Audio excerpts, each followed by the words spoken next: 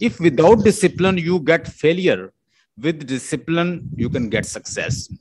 I recommend get disciplined life and get what you want.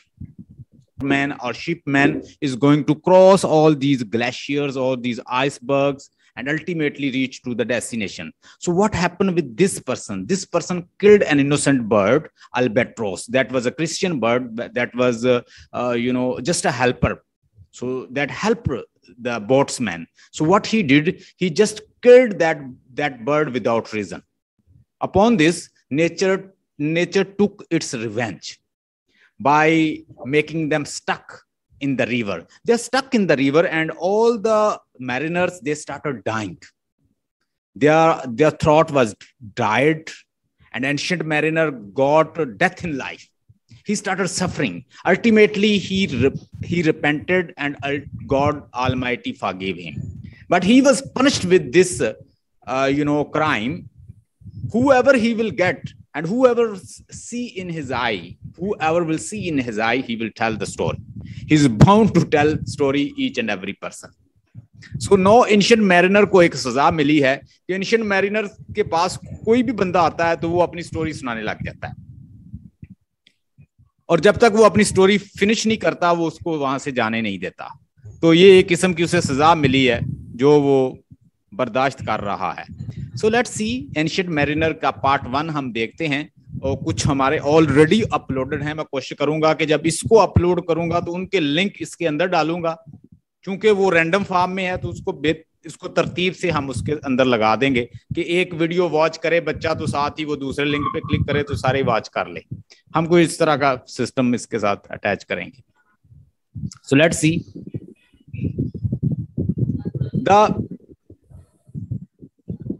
कहता है कि it is an ancient mariner and he stopped one of the three by the long gray beards and glittering eyes. No, wherefore stopped thou me? देखिए question पूछ रहा है. वो 3 बंदे wedding guest हैं और वो वेडिंग पे जा रहे हैं. एंशिएंट मैरिनर जिसकी ब्लू आईज हैं वो उनको स्टॉप करता है. मैंने आपको रीजन बताई है वो क्यों स्टॉप करता है. उसको एक पनिशमेंट मिली है गॉड की तरफ से कि जो भी उसे मिलेगा वो अपनी स्टोरी सुनाने पे मजबूर है, नहीं तो उसे सुकून नहीं मिलता, उसे नींद नहीं आती. उसको एक पनिशमेंट है कि उसने एक इनोसेंट बर्ड को मारा था, और उस इनोसेंट के बर्ड के मारने की वजह से, उसे किल करने की वजह से उसको ये पनिशमेंट है कि वो लोगों को अपनी स्टोरी सुनाता है. The bridegroom's doors are open wide.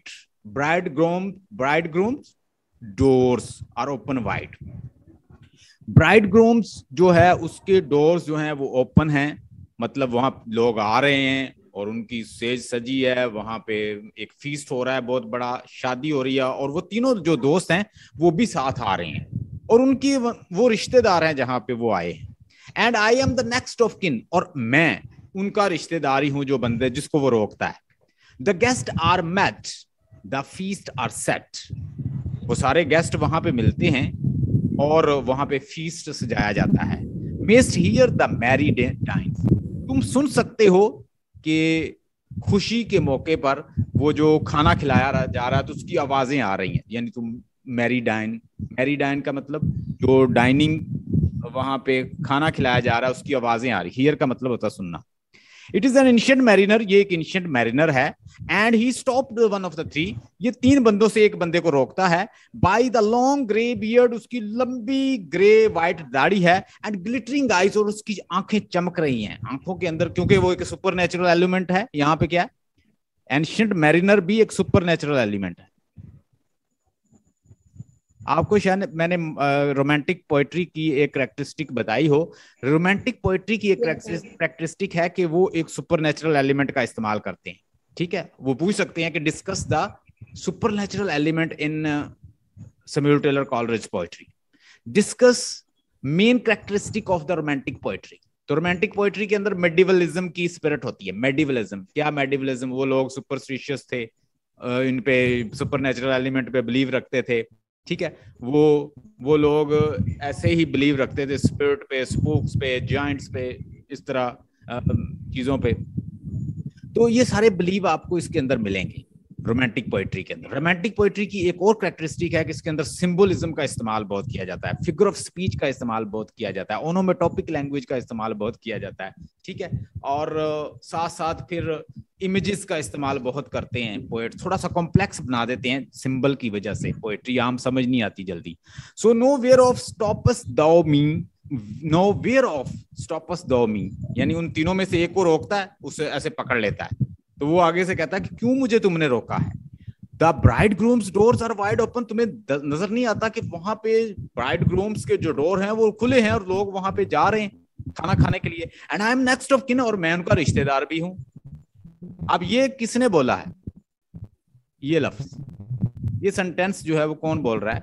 ये वही बोल रहा है जो वहां पे वो बच्चे को पकड़ा है, वो गेस्ट बोल रहा है, वेडिंग गेस्ट कहता है कि मैं उनका रिश्तेदार भी हूं। वेडिंग गेस्ट ने ये बताया है कि भाई मैं उनका नेक्स्ट किन, किन का मतलब होता है रिश्तेदार, आई एम नेक्स्ट किन, मैं उनका रिश्तेदार भी हूँ जिन्होंने मुझे बुलाया है, जिनकी शादी है। द गेस्ट आर मेट, और तुम्हें पता नहीं गेस्ट भी यहाँ पे सारे मिले हैं मुझे। And the feast is set, और खाना भी रेडी है। मेस्ट हियर द मैरिडेंस, और तुम्हें नजर नहीं आ रहा कि वहां आवाज, खाने की आवाजें भी आ रही हैं सामने, यानी सामने सब कुछ रेडी है और तुम मुझे पकड़े हुए हो, मुझे छोड़ो। आगे वो कहता है he hold him with his skinny hand, skinny, उसकी स्किनी हैंड मीन कि उसकी स्किन है, जीबोग्रीब किस्म की स्किन है, ओल्ड सी, तो स्किन के साथ उसने ऐसे पकड़ा हुआ है। देयर वाज अ शिप कोथी, अब देखिए उसने ये नहीं पूछा कि मैं आपके साथ क्या करने वाला हूं, उसने अपनी स्टोरी शुरू कर दी है। ऐसे लगता है जैसे कोई सुपर नेचुरल एलिमेंट है, कोई बंदा आए और हमें स्टोरी सुनाने लग जाए, हाथ से में पकड़ ले और हमें और बुरी तरह जकड़ ले, और फिर वो कहे भी मेरी स्टोरी सुनो, सब कुछ छोड़ दो बस मेरी स्टोरी सुनो, तो बंदे को खुद ही फील होता है यार ये कोई सुपर नेचुरल एलिमेंट तो नहीं है। अब वो यहाँ पे कहता है he hold with his skinny eyes, उस हैंड्स, उसने अपने स्किनी हैंड से उससे उनको पकड़ा, यानी उससे एक बच्चे को पकड़ा, तीनों में से एक यंग मैन को पकड़ा। देयर वाज अ शिप कोथी, उसने उसे कहा, क्या कहता है, देयर, एक शिप था। जब आप स्टोरी सुनाते हैं तो हमेशा स्टोरी किस में होती है, पास्ट में, स्टोरी हमेशा पास्ट में होती है। और उसने साथ ही उसने कहा कि देयर वाज अ शिप कोथी, उसने कहा, क्या कहता है कि यहाँ पे एक शिप था। Hold off unhand me grey beard loon, बूढ़े कवे, बियर्ड ग्रे बियर्ड लून, बूढ़े शख्स। अनहैंड मी छोड़ो मुझे, होल्ड ऑफ छोड़ो, मुझे छोड़ो। आफ्टर सून हिज हैंड ड्रॉप ही, और जल्द ही उसने हाथ उससे हट गया, जल्दी उसने छोड़ दिया। ही holds him with his glittering eyes, उसने हाथ तो छोड़ दिए लेकिन उसने जैसे ही आंखों से देखा, ग्लिटरिंग चमकती हुई आंखों से, तो वो वेडिंग गेस्ट जो है उसकी आंखों का दीवाना हो गया। मतलब उसने सुपरनेचुरल एलिमेंट की तरह उसे खींच लिया, जादू मैजिक की तरह, कि अब वो उसकी स्टोरी सुने बगैर नहीं रह सकता, क्योंकि उसके अंदर एक जादू है, जो उसे देख लेता है वो उसकी आंखों का दीवाना हो जाता है, बूढ़े शख्स का। He hold him with his glittering eyes, और उसने अपनी आंखों के साथ उसे क्या कर लिया, होल्ड कर लिया, पकड़ लिया, कैच कर लिया। अब वो उसकी स्टोरी सुने बगैर नहीं जा सकता। The wedding guest stood still, wedding guest Ram से खड़ा रहा। अब वो राम से खड़ा कहता है जी आप बोलो भाई। And listen like the 3-year child, और 3 साल के बच्चे की तरह बैठ गया। The mariners hath his will, और मैरिनर की अब ख्वाहिश जो है वो पूरी हो गई, मतलब अब उसने वो जो सुनाना चाहता है वो अब सुनाएगा। हाँ जी, क्या कहता है, the wedding guest sat on stone, wedding guest एक स्टोन पे, पत्थर, साथ ही पत्थर पड़ा था, उस पे बैठ गया। He can not choose but here, उसके पास कोई ऑप्शन नहीं है कि वो उसे ना सुने, मतलब अब उसके पास कोई ऑप्शन नहीं है ना सुने उसे, ना सुनने के बजाय, मतलब अब सुनने के अलावा उसके पास कोई ऑप्शन नहीं, उसके पास यही ऑप्शन है कि वो वेडिंग गेस्ट उसको सुनता रहे। ही कैन नॉट चूज, अब उसके पास कोई और ऑप्शन नहीं है उसको सुनने के अलावा। एंड दस speak on that ancient man, और इस पे फिर वो बोला, स्पेक, उसने दूसरी फॉर्म यहाँ पे इस्तेमाल की है, ओल्ड इंग्लिश है। एंड दस speak on that ancient man, और एंशिएंट मैन जो है फिर बोला, क्या बोला, फिर शुरू हो गया। The bright eyed mariners, bright eyed चमकदार आंखों वाला मैरिनर, कश्ती चलाने वाला, शिप चलाने वाला, जहाजरान, क्या उसे कहते हैं। The ship was cheered, the harbour cleared. Ship पे हम लोग बड़े खुश थे, हम लोग एक क्रू की शक्ल में थे। क्रू का मतलब होता है बहुत सारे लोग उसमें अगर शामिल होते, क्रू कहते हैं, क्रू मेंबर्स। हम बहुत सारे क्रू मेंबर थे। एंड हार्बर क्लियर, और हार्बर जहां पे जहाज खड़ा होता है फिर उससे आगे चलता है, और हार्बर क्लियर हुआ। मैरिली डिड वी ड्रॉप, और बड़ी खुशी से हमने शिप को उस जहाज समंदर के अंदर डाला और चलने लग गए। बिलो द किर्क, हम लोग चर्च के नीचे, किर्क का मतलब लिखें चर्च, हम चर्च के नीचे थे, यानी जहां से हमने स्टार्ट किया था वहां ऊंची जगह पे एक मतलब पहाड़ी के ऊपर चर्च बना हुआ था। बिलो द किर्क, चर्च के नीचे, बिलो द हिल, और चट्टानों के नीचे, पहाड़ियों के नीचे। पहाड़ियों के नीचे मतलब वो पहाड़ियां ऊपर थी, वहां कोई चर्च भी बना हुआ था, और वहां से हमने अपना जहाज स्टार्ट किया। Below the light house top, और हम कहाँ खड़े थे? Light house. अगर आप देखें ना तो बड़े बड़े जो समंदर होते हैं उनके किनारे पे उन्होंने, हमने लाइट हाउस, आपने पढ़ेंगे आप अभी, लाइट हाउस एक हमारे वर्जीनिया वुल्फ ने लिखा है आई थिंक, लाइट हाउस। अब उसमें भी अगर आप देखें तो इस तरह बड़े बड़े ऐसे लाइट हाउस, ऐसे बिल्डिंग्स ऐसे बने होते हैं टावर से, यहाँ पे लाइट हाउस लिखा होता है, यहाँ पे लाइट हाउस ऐसे बना होता है, मतलब यहाँ पे लाइट लगी होती है। तो यहाँ पे इस समंदर के किनारे होते हैं, तो जहाज जो भी आते हैं इस लाइट से पहचान लेते हैं कि कितना दूर है हमारी नेक्स्ट पोस्ट जो है, जहाँ पे हमने जाना है, वो उनको अपनी मंजिल फिर दिखाई देती है उसकी वजह से। समंदर के अंदर तो कुछ भी नहीं होता ना, समंदर के उनको पता चल जाता है कि हम जिस डायरेक्शन में जा रहे हैं वहां लाइट हाउस है, हम उधर जा रहे हैं।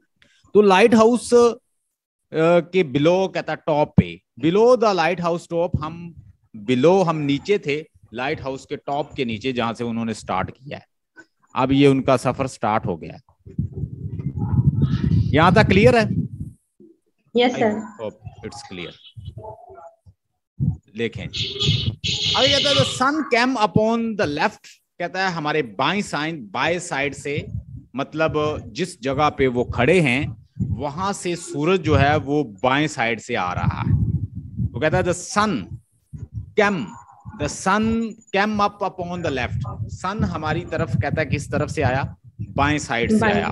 Out of the sea came he, out of the sea came he, हम यानी वो कहां से आया? Out of the sea came he, यानी उस सी से कहता है कि वो अपीयर हुआ।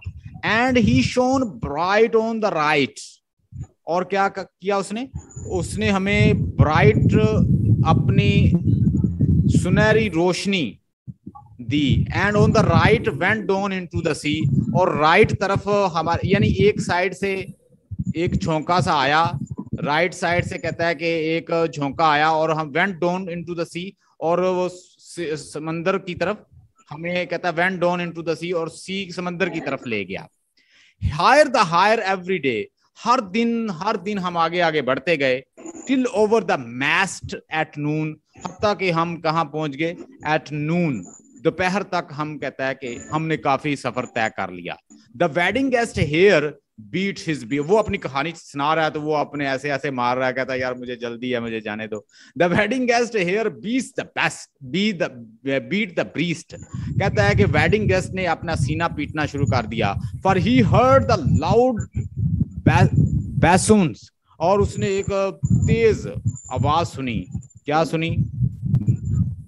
The bride hath paced into the hall, अब ब्राइड को, दुल्हन को लेके जाया जा रहा था हॉल की तरफ। Red as a rose is she, उसने इतने सुर्ख कपड़े पहने हुए थे कि हर तरफ ऐसे जैसे सुर्ख रंग ही नजर आ रहा था। Nodding their heads before her goes, वो अपना सर ऐसे, कहता है their heads before her goes, और लोग जो थे उसके सामने क्या कर रहे थे? ऐसे सर हिला रहे थे। आपको पता है कि जब दुल्हन को लेके जाया जा रहा है तो लोग जो है आगे खड़े होते हैं, लोग कुछ ना कुछ बजा रहे होते हैं, बाजे वगैरह बजाए जा रहे हैं। द मैरी मिनिस्ट्रेल्सी ये होते हैं, ये जो बाजे वगैरह बजा रहे हैं, और उसके उसके आने से बाजे बजाए जा रहे थे। The wedding guest he beast his breast, wedding guest अपने सीने को पीटता है। ये देखें, ये जो बार बार लाइन जो रिपीट हो रही है इसको हम क्या कहेंगे? यहाँ पे भी हुई है, ये पीछे भी हुई है और यहाँ पे भी हुई है। जब कोई लाइन बार बार रिपीट हो तो उसे क्या कहते हैं? एनाफोरा भी कहते हैं और रेपिटेशन भी कहते हैं। सो yet he can not choose but here, अब उसके पास कोई ऑप्शन नहीं है कि बस उसे सुनता जाए, क्योंकि उसने उसके ऊपर जादू कर दिया है। And thus spake on that ancient mariner, और मैरिनर फिर बोला, द ब्राइट आइड मैरिनर। क्या कहता है? अब देखें वो आगे उसे क्या कहानी सुनाता है। कहता है कि and no the storm's blast came and he was tyrannous and strong.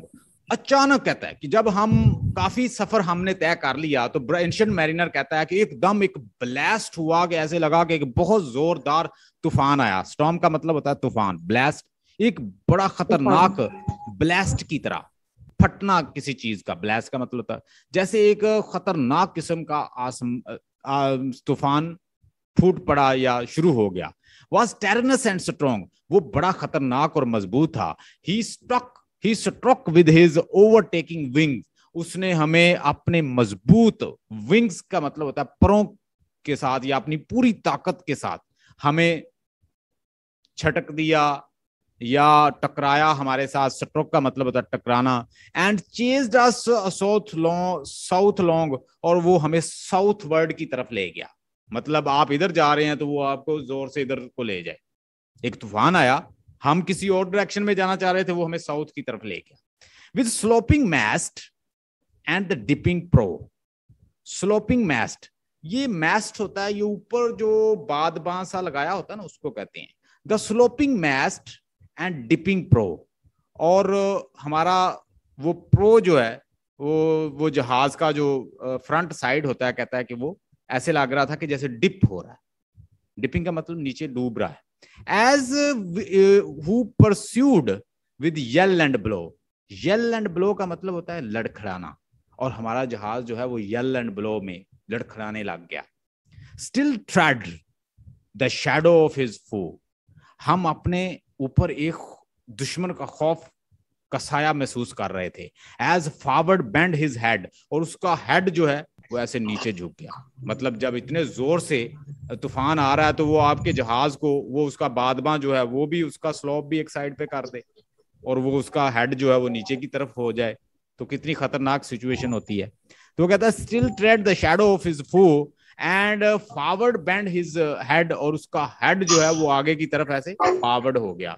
वो जो ऊपर बादबां लगाया था वो भी ऐसे नीचे, उसकी वजह से ही वो कंट्रोल कर लेता ना हवा वगैरह को। तो अब क्योंकि इतना तूफान था तो उसका भी जो पूरा जो हेड है ना वो ऐसे झुक गया था बादबां का। आगे कहता है कि and forward bend his head, और उसका हेड जो है ऊपर से एक साइड पे हो गया, झुक गया। The ship draw fast, ship बड़ी जल्दी से ड्रॉ, क्योंकि पीछे से जोर आ रहा था हवा का, तूफान का, तो बड़ी जल्दी से चलने लगा। Loud road and blast, road का मतलब यहाँ पे ओनोमेटोपिक साउंड आई है। रोड का मतलब होता है धाड़ने की आवाज। एक धाड़ने की आवाज आने लगी, द ब्लास्ट, और एक जोरदार आवाज। And southward aye we fled, और हम साउथवर्ड की तरफ निकल गए। जाना कि ईस्टवर्ड था, ईस्ट साइड पे था, तो वो दूसरी साइड पे चले गए। मतलब आपने इधर जाना हो तो आपको इधर ले जाए, इस तरह इनके साथ हुआ। And no there came both mist and snow, अब हमारे सामने एक तो धुंध आ गई थी और साथ स्नो भी आ गई थी। बड़े बड़े स्नो के जो आइसबर्ग हैं, बड़े बड़े जो आइस हैं उसके टुकड़े आ गए। And it grow wondrous cloud और कोल्ड, और वो ज्यादा से ज्यादा ठंडा होता गया। इतने बड़े बड़े क्लाउड्स आ गए, इतने बड़े बड़े आइस के टुकड़े आ गए कि अब वहां पे कंट्रोल करना या उसको चलाना मुश्किल हो गया। And ice mast high came floating by, और जो बर्फ के बड़े बड़े टुकड़े थे वो हमारे सामने क्या फ्लोट कर रहे थे। एज ग्रीन एज एमरल्ड, ऐसे था कि जैसे वो ग्रीन हो, मतलब उनकी शक्ल ऐसे लग रही थी जैसे ग्रीन एमरल्ड हो, टुकड़े हों बड़े बड़े। And through the drift the snowy cliff, ऐसे लग रहा था कि as and through the drift, और कहता है कि उस स्नोई क्लिफ, जो स्नोई चट्टाने थी, उनसे हम गुजर रहे थे। डिड सेंड अ डेसिमल शीन, और उससे एक मायूसी सी, वो मायूसी हमारी तरफ और मायूसी भेज रही थी। नार शेप ऑफ मैन नार बीस्ट वी कैन, अब नार शेप्स ऑफ मैन नार बीस्ट वी कैन, हमें ऐसे लग रहा था कि जैसे इनकी शक्ल ना तो वो इंसानों जैसी है ना कोई बीस्ट जैसी है। मतलब वो जो सामने चीजें आ रही थी ना वो बीस्ट जैसी थी ना इंसानों जैसी थी। The ice was all between, यानी ना तो वहां पे कोई ह्यूमन था ना कोई बीस्ट था, क्योंकि वो समंदर था, उसमें ना कोई बीस्ट था ना इंसान था। क्या था? बर्फ ही बर्फ थी। द आइस ऑल बिटवीन, हर हम आइस के दरमियान थे। The ice was here the ice was there, यहाँ पे भी आइस है वहां पे भी आइस है। The ice was all around, हर जगह आइस है। It cracked growled and roared and howled, अब जब आइस हो और आइस को बड़ी तेज से हवा और पानी ऐसे छुए तो एक अपनी साउंड वो प्रोड्यूस करता है, उसे कहते हैं ओनोमेटोपिक साउंड। तो यहाँ पे ये सारी लाइन क्या है? ओनोमेटोपिक साउंड। ये क्या उसने इस्तेमाल किया पोएट ने? ओनोमेटोपिया। Onomatopoeia, onomatopoeia. तो ओनोमेटोपिक साउंड होती है उसकी नेचुरल जो साउंड है। तो हवा क्या कर रही थी? It cracked growled road and hold, वो क्रैक होती, वो ग्रोल्ड की आवाज आती, रिंगने की, वो धाड़ने की आवाज आ रही थी, होल्ड की आवाज आ रही। Like noise in the sound, ऐसे जैसे कोई साउंड नॉइज कर रही है, शोर कर रही है। At length did cross an albatross, हमने देखा कि दूर लेंथ पे हम एक परिंदे को देखते हैं जिसे एल्बेट्रॉस कहते हैं। ये बगले की तरह बड़ा सारा परिंदा होता है, जैसे कोई गूज हो, जैसे कोई बड़ी बतख हो, इस तरह का। At length did cross an albatross, हम एक बड़ी दूर लेंथ एक सफेद एल्बेट्रॉस को देखते हैं, परिंदे को देखते हैं। तारो द फॉग ही कैम, ये फॉग से नमूदार हुआ। मतलब देखें इस तरह के सीन में जहां पे हर जगह धुंध है, मिस्ट है, धुआं है, धुआं टाइप है और बर्फ ही बर्फ है, उसमें जहाज फंस गया है, उसमें एक परिंदा नमूदार हुआ है। As if it had been a Christian soul, हमें तो ऐसे लगा जैसे कोई क्रिश्चियन स्पिरिट है या सोल है। We hailed it in God's name, हमने उसको गॉड के नाम से पुकारा। हमने उसको किस नाम से पुकारा? गॉड के नाम से, यानी ये गॉड की कोई स्पिरिट आ गई।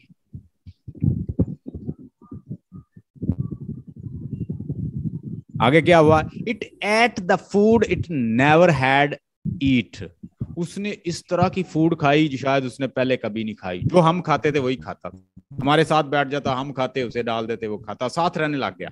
एंड राउंड इट फ्लो, और हमारे साथ ही उड़ना शुरू हो गया। The ice did split with the thunder fit, और अचानक कहता है थंडर की वजह से सारी आइस जो थी वहां पे स्प्लिट होगी, फट गई आगे से। मतलब पहले रुका हुआ था, आगे भी आइस थी, इधर भी आइस थी, ऐसे एकदम आइस फटी, जैसे वो परिंदा आया हमारे साथ रहना शुरू कर दिया, ऐसे जैसे क्रिश्चियन सोल हो, ऐसे जैसे कोई स्पिरिट हो गॉड की, तो उसकी वजह से वो आइस फट गई। और हम जो हैं क्या हो गया? द हेल्म्समैन जितने बोट्समैन थे, जितने वो जहाज चलाने वाले थे, उसको कहते हैं हेल्म्समैन। द हेल्म्समैन स्टीयर्ड अस थ्रू, और वो हमें जो कश्ती चलाने वाले या जो जहाज चलाने वाले थे वो हमें उसके उन सारे रस्तों से लेके जा रहे थे। And good south wind sprung up behind, और हमारे पीछे कहता है कि साउथ विंड, साउथ साइड से एक हवा चली हमारे पीछे से।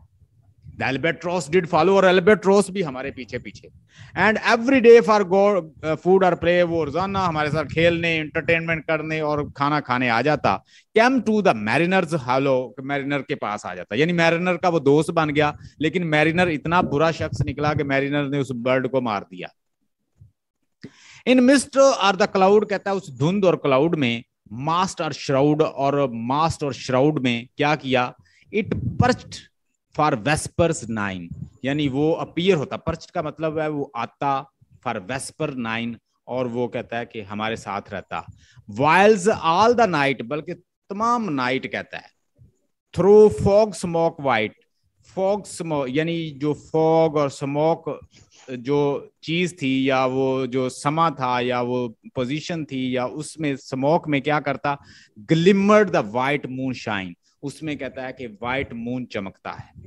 God save the ancient mariner, अब वो आगे से बोलता है कि खुदा तुम्हारी हिफाजत करे एंशिएंट मैरिनर। ये कौन बोला है? जो सामने सुन रहा है उसकी story. From the fiends, fiends होता है वैसे सैटन, शैतान, evil, devil. From the fiends the plagues thee thus, बताओ तो सही क्या तबाही हुई, क्या तुम्हारे साथ बुरा हुआ, क्या बुरा हुआ। वाई लुकस दो सैड, सो तुम इतने परेशान क्यों हो गए। विद माई क्रॉसबो, मैंने अपनी क्रॉसबो से, आई शूट द एल्बेट्रॉस, मैंने उस परिंदे को मार दिया। यानी जब वो पूरी स्टोरी सुना रहा है तो वो वेडिंग गेस्ट भी परेशान हो, क्या हुआ। वो कहता है कि मैंने वो अपना तीर कमान उठाया और उसको दे मारा। नहीं जी, ये हमने एक पार्ट इसका पढ़ लिया, अब दूसरे पार्ट को भी देखते हैं।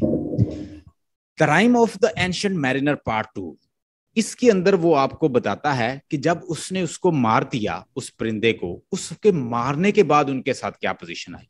उनका जहाज स्टक हो गया, वहां पे पानी पानी हर जगह पे साथ, लेकिन पीने के लिए एक घूंट नहीं था। हमारा जहाज ऐसे हो गया कि जैसे पेंट होता है, गले खुश्क हो गए और उस खुश्की की वजह से वो सारे मारे गए और एंशिएंट मैरिनर्स जो है वो परेशान है। ये सारी सिचुएशन हम इसमें देखेंगे कि क्या बनता है। The sun now rose upon the right, अब सन हमारे ऊपर कहता है ऐसे, राइट हमारे ऊपर आ गया है। Out of the sea came he, ऐसे लग रहा था कि वो जैसे नमूदार हुआ आया है। सन कहां से आया है?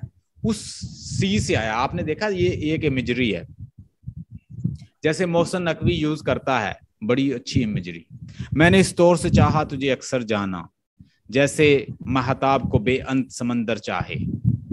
अब देखें, महताब को बेअंत समंदर चाहे, ऐसे लगता है कि जैसे वो दूर देखें समंदर में तो जैसे वो उसको छू रहा होता है।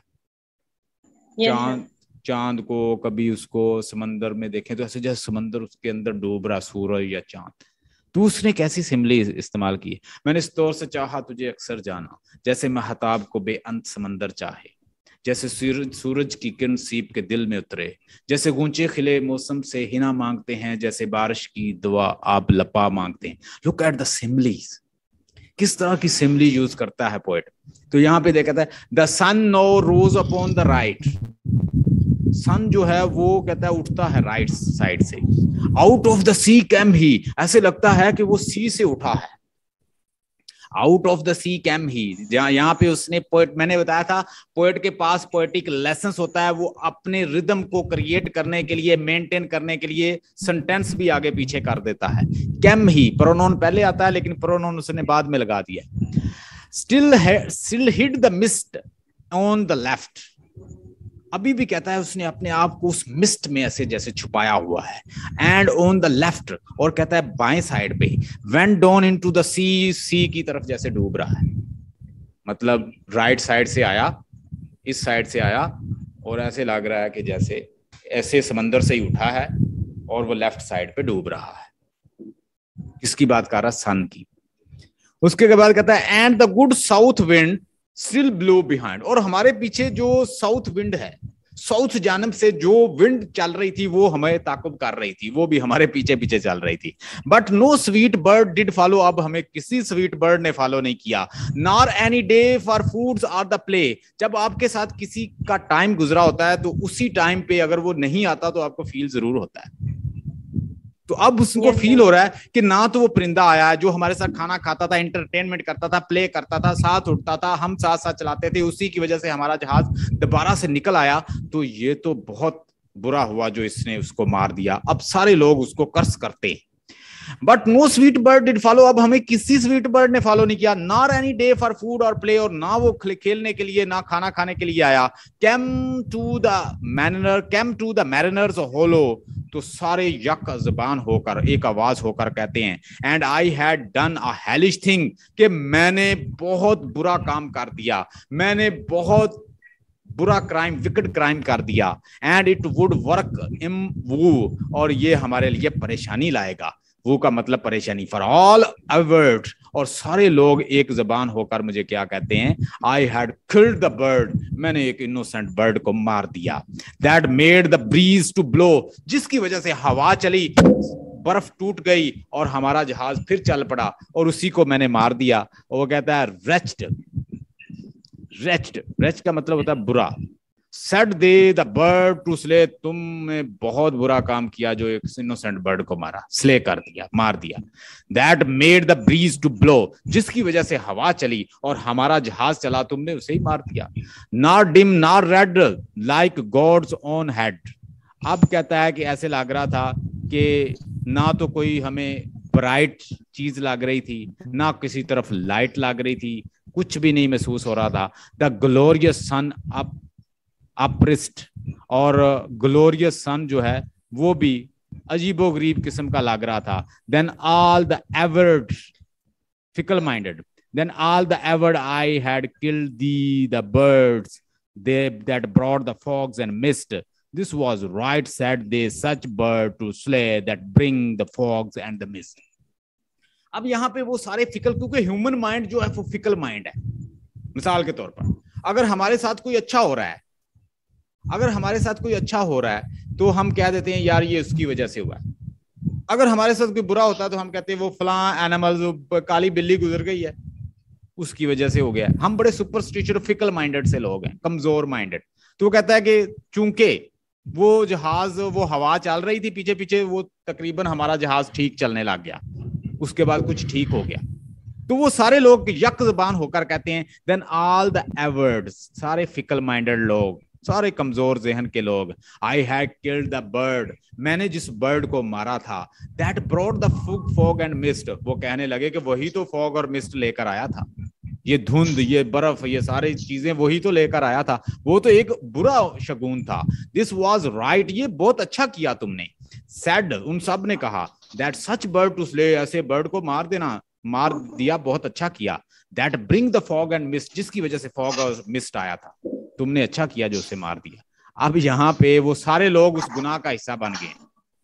मतलब आप सल्लल्लाहु अलैहि वसल्लम ने फरमाया कि जब तुम किसी जगह जुल्म होता देखो तो सबसे पहले कोशिश करो कि अगर तुम्हारे बाजुओं में ताकत है तो उसे रोको अपने बाजू से।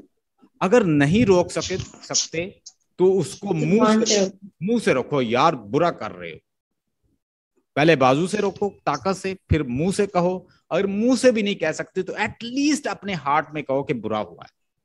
अगर तुम ये कह रहे हो तो ये ईमान का बहुत छोटा सा दर्जा है। लेकिन हम लोग, किसी के साथ बुरा हो रहा होता है ना, जुल्म हो रहा होता है, तो हम भी साथ कहते हैं अच्छा हुआ यार, इसके साथ ऐसे ही होना चाहिए था, ये बंदा ही ऐसा था, इसकी आकड़ निकलनी चाहिए थी। भाई गॉड से डरो। अगर किसी ह्यूमन बीइंग के साथ जुल्म हो रहा है, अगर उससे कुछ गुनाह हुआ है तो आप उसका मजाक ना उड़ाओ। ये ना हो कि वो गुनाह कहीं आप कर दो किसी दिन। जो किसी का मजाक उड़ाता है वो खुद मजाक बन जाता है। The fair breeze blow, the white forms flow, the furrow का मतलब होता है कि track. The furrow follow the tree, the free. The furrow follow the freeze. We were the first that ever burst into the silent sea.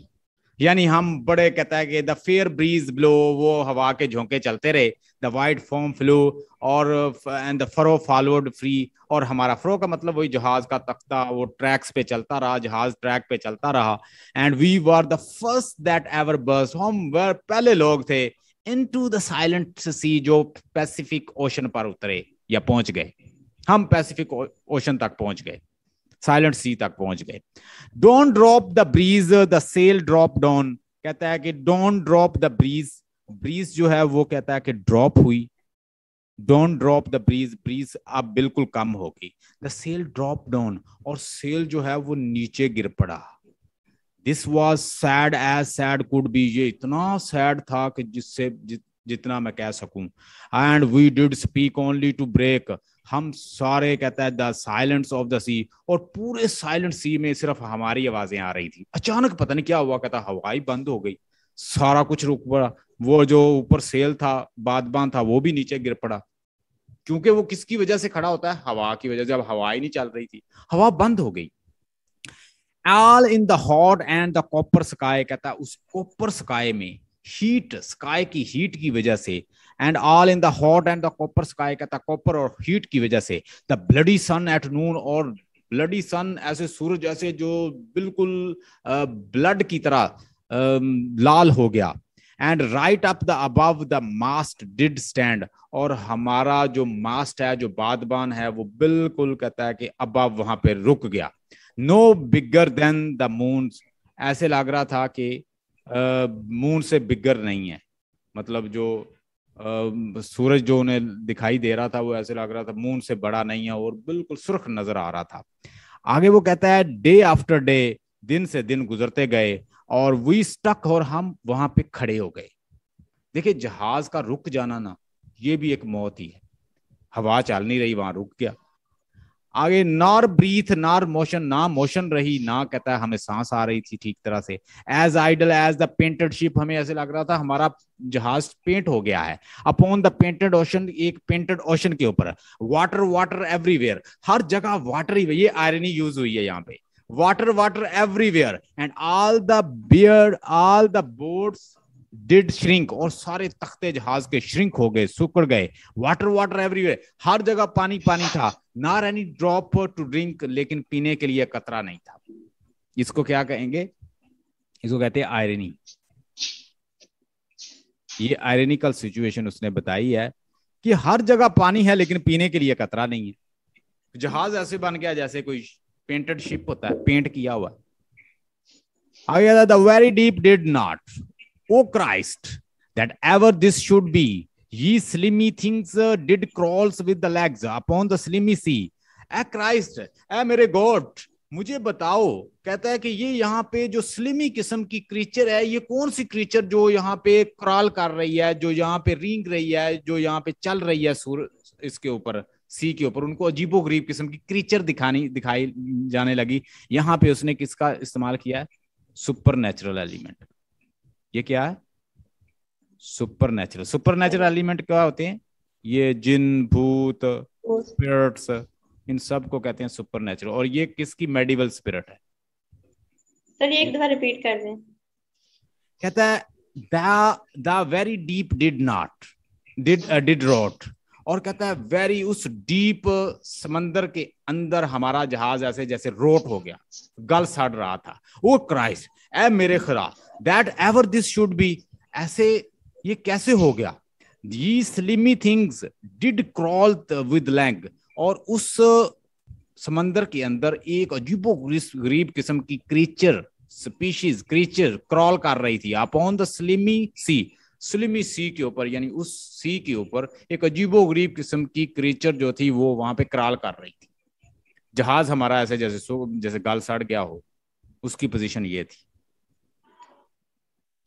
आगे कहता है about the reel and the rout, the death fires dance at night, the water like the witch, यहाँ पे personification इस्तेमाल किया, the water like the witch oils burned greens and blue and white. अब यहाँ पे मैं आपको ओवरऑल बता देता हूँ इसका तर्जमा। वो कहता है हम ऐसे लग रहा था कि जैसे हमारा जहाज जो है वो डेथ फायर बन गई। ठीक है, रील एंड रूट का मतलब लिखें डेथ फायर। हमारा जहाज ऐसे हो गया कि जैसे कोई डेथ फायर हो, यानी जो ऐसी जगह जहां पे मौत नाच रही हो। रील एंड रूट हमारा अबाउट तकरीबन कहता है हमारे जहाज की पोजीशन ये थी। The death fire dance at night, कि जिस पे रात के वक्त मौत नाच रही हो।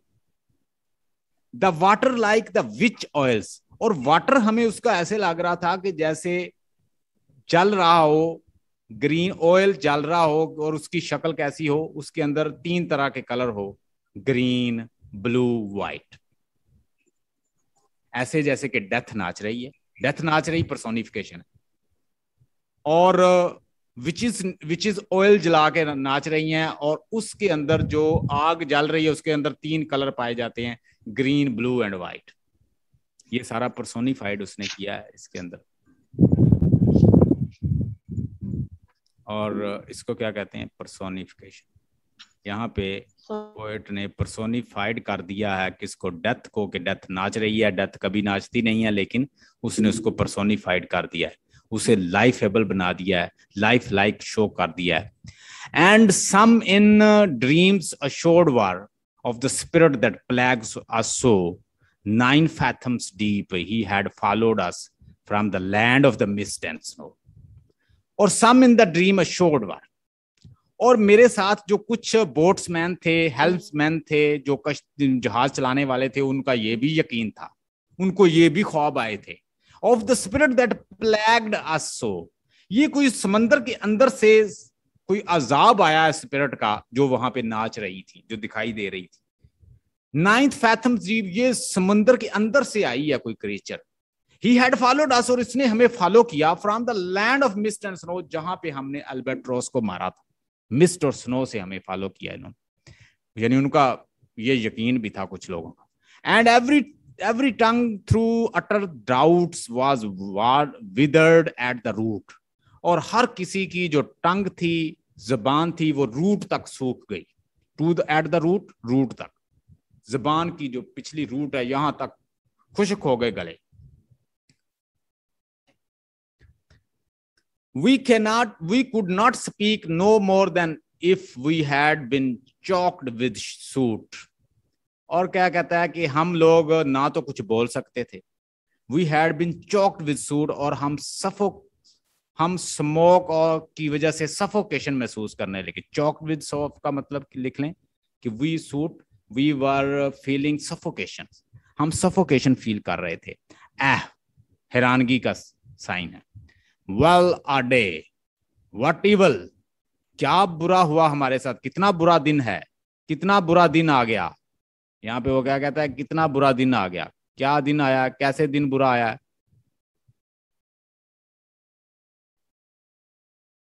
कहता है well a day, what a sad day, what evil look had I from the old and the young। हम तमाम, कहता है, बूढ़े नौजवानों पे कितना बुरा दिन आ गया, यानी उसमें बूढ़े भी थे, नौजवान भी थे। ले जी, हमने 2 जो हैं वो कवर कर लिए, तो इंशाल्लाह एक और पढ़ने लगे हम, वो भी करते हैं। मैंने आज आपको 2 पार्ट